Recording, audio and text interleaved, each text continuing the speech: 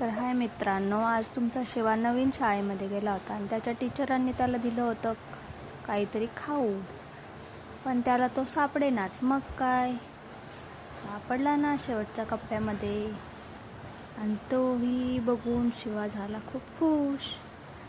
नंतर मला म्हणतो, तुला थोडा देणार, दिदूला थोडा देणार, खा ना. आणि त्याच्या पप्पांनी कॅडबरी आणलेली, मी त्याच्यात ती ठेवली होती. तो बघून तर अजूनच खुश झाला. मग काय, साहेब आमचे खूप खुश.